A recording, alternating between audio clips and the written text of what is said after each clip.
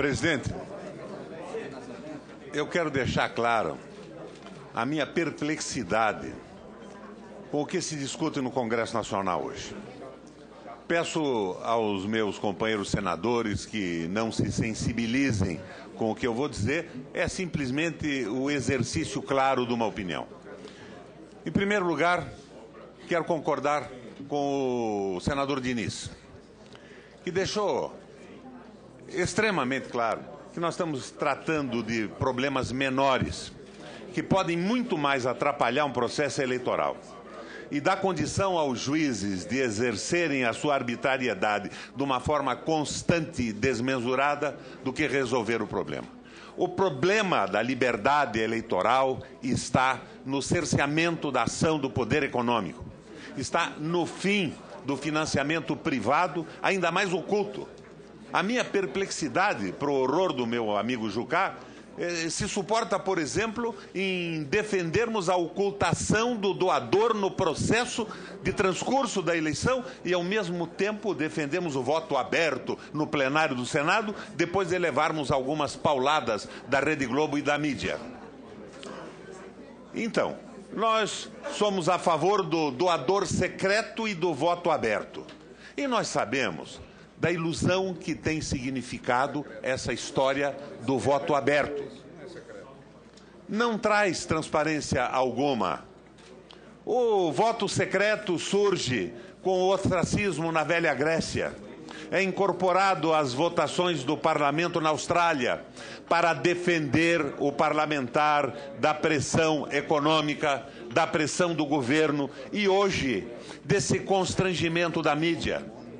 Não são todos os votos que são observados pelo eleitor, porque muitas das votações de veto de ministros dos tribunais nada tem a ver com a visão que o eleitor singelo lá na base pode ter. Nós estamos votando, às vezes, pelo voto aberto que propicia a cobrança do financiador, num projeto dificilmente entendível pela base eleitoral do país, que diz respeito a vantagens de determinadas empresas e determinados grupos. É claro que nas questões programáticas, nas questões essenciais da vida do país, o voto aberto é essencial. Mas o voto secreto em determinadas circunstâncias preserva a independência do parlamentar. É o voto do veto, é o voto da escolha do ministro num tribunal superior, é o voto nas agências reguladoras. Mas nós estamos entrando nessa onda da mídia da abertura que não abre rigorosamente nada. Financiamento público de campanha tem que ser seguido, senador Diniz, pela regulamentação dos monopólios da mídia e pelo exercício imediato do direito de resposta. Eu vi a intervenção do senador Aécio, concordo absolutamente com ela. Vamos substituir o juiz, mas substituir depois de 72 horas por outro que pode demorar 72 horas e ser substituído por um próximo que nas 72 horas pode resolver o que fazer, pode implicar na decisão de uma campanha com uma agressão falsa. Estamos discutindo o tamanho de adesivos. Estamos dificultando a comunicação dos mais pobres, dos que têm opiniões mais significativas para a sociedade, mas não têm ligação alguma com o grande capital. Nós estamos brincando de legislar sobre liberdade eleitoral. Nós tínhamos que decidir de uma vez por todas o fim do financiamento privado de campanha. Se não tivermos força para decidir isso, que seja obrigatoriamente o financiador colocado na internet e na televisão de forma imediata, para que o eleitor saiba, para que eu, como eleitor, saiba em que tipo de interesses estou votando. Nós não podemos ocultar esse processo. E já que elogiei aqui a intervenção do senador Aécio, do senador Diniz e uma iniciativa do senador Pedro Taques, quero dizer também que o outro absurdo é o voto facultativo. O voto facultativo vai ser a possibilidade da compra pelo poder econômico e a prestação será facilmente verificada com a presença do eleitor na urna e, posteriormente, com o resultado da urna, não individual, mas em pequenos e pobres municípios, com o resultado global da urna aberta. Então, nós temos que levar isso mais a sério.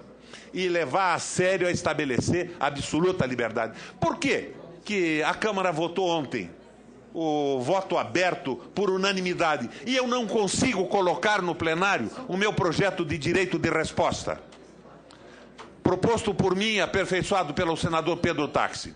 Que espécie de forças políticas evitam que o Senado possa considerar o direito imediato de resposta? É o poder da mídia que influi nos obstáculos para a inclusão na pauta do meu direito de resposta e, ao mesmo tempo, faz a Câmara Federal votar por unanimidade o voto aberto? Com quem nós estamos brincando? Nós temos que tratar da história da democracia. O voto secreto veio para defender o eleitor. Foi incorporado à vida parlamentar na Austrália. Não em tudo, mas quem vai votar abertamente um veto da presidência neste sistema de liberações voluntárias do governo federal para municípios e bases eleitorais? E o exemplo definitivo para mim foi a minha oposição à eleição daquele cidadão que a presidente indicou para a presidência da NTT e que eu de sobejo conhecia o seu currículo que não foi apresentado nas comissões. Foi o intermediário preposto do setor privado na privatização das ferrovias. E que, de repente, esse raposão é colocado para cuidar do galinheiro. Eu tentava convencer a presidenta de mudar a indicação. No plenário, eu requeri a retirada de pauta para que a gente pudesse levar esse processo de convencimento da presidente da República mais para frente. Foi a votação. E esta tese da retirada de pauta, que era uma tese de conciliação com o governo federal, foi derrotada por 36 votos a 30.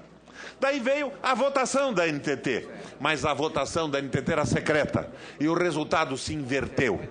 36 a 30 e nós derrubamos quem não podia ocupar a NTT. Qual foi o voto de consciência? Foi o voto aberto que derrubou a postergação necessária? Ou foi o voto fechado que não deixou uma pessoa desqualificada ocupar esta posição? Posteriormente, a presidente da República, retalhando o Congresso Nacional, o Senado pelo menos, coloca na presidência da empresa brasileira de logística. Eu acho tudo isso um verdadeiro absurdo, mas nós estamos tratando a doença da floresta pela rama. Não é isso que a população está a exigir. Está a exigir modificações mais profundas na economia, na soberania. Então, de repente, temos aí as atitudes, senador Jucá, em relação à quebra do sigilo da própria presidente. E dizem, se os Estados Unidos não apresentar uma justificativa plausível, a nossa presidente não irá visitar o Obama na visita programada. Meu Deus, isso é brincadeira. Que justificativa plausível pode haver para a quebra do sigilo do presidente da República do Brasil?